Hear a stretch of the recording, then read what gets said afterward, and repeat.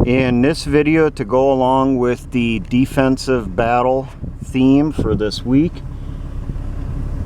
we're going to be selecting TRPs, or target reference points. These are locations on the ground that are easily identifiable, especially at night. You want them to be easily seen at night through night vision or potentially through the naked eye, even without there being any additional artificial light sources such as flares. Now, these target reference points are selected typically by your forward observer or whoever is in charge of your element. It could be your squad leader, it could be your platoon leader, your company commander, so forth.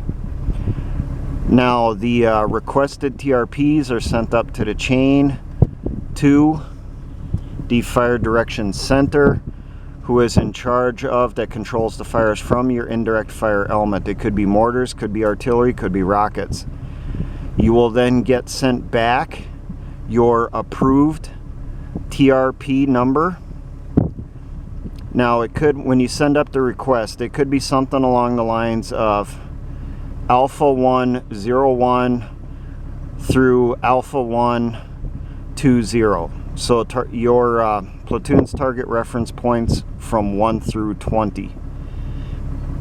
However system you have set up for working this out with your fire direction center. Your fire direction center will then send back the approved TRPs, and it'll probably be something like TRP 134 through TRP 154. Or they could have another system where your battalion number appears in there and then the number for your battalion. So let's say it's the 2nd battalion of your brigade or regiment, so it could be, and we'll just toss this in there because other companies will toss in other reference requests also.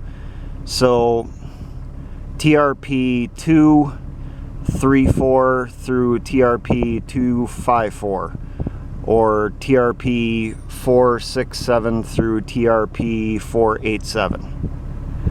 And then during the battle, when it's going on, the enemy is near that location, you need artillery, you need mortars dropped around that area, you call it up. You need defensive fires, you need high explosives, you need whatever.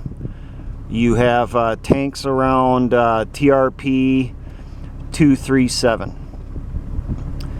And your forward observer calls that up and the fires come in. Now, typically when a TRP is selected, it will be registered with your indirect fires. They will send in a smoke round so that you can help them adjust to get the TRP dialed in just exactly. They're not usually going to use high explosive because that'll leave a large mark on the ground, the crater, which will be easy to identify, and your enemy will be able to figure out that that is a potential target reference point. So that's why typically you'll call in smoke first when you're checking your fires, getting everything dialed in. Now, for potential target reference points from the current location here, off roughly to my 1 o'clock, there is a rise there that looks to be between 15 to 20 meters tall, estimated 300 to 500 meters out. Another one that would be easy to identify at night, especially through night vision. Straight ahead there, just to the right of the 12 o'clock, there is a large white barn that is roughly 800 to 1,000 meters out from my current location. And then immediately off to its right is a group of trees, so that would all be in one TRP right there.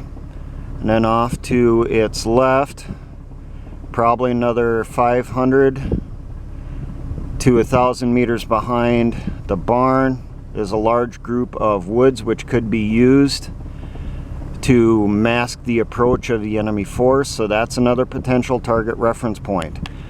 Another thing that you could use for target reference point is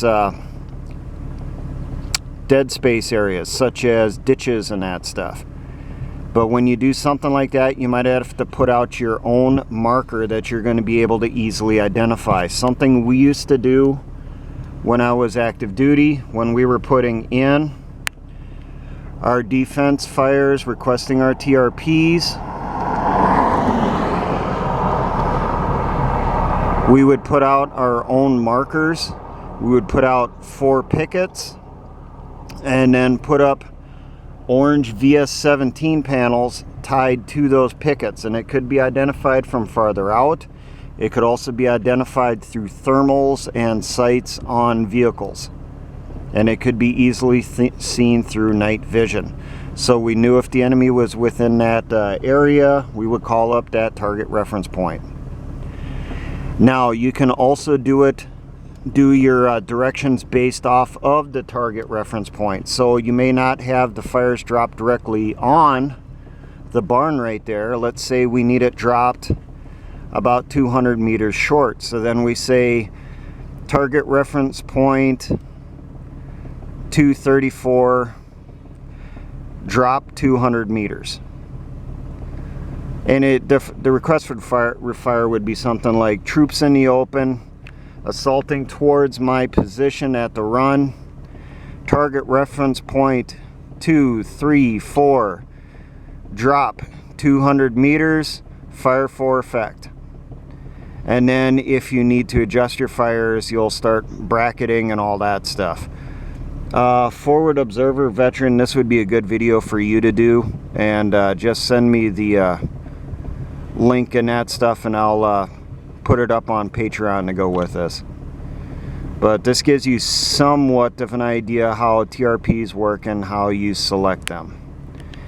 Now, for all my engineer brothers in the Patriot and militia movements, always remember, essayons.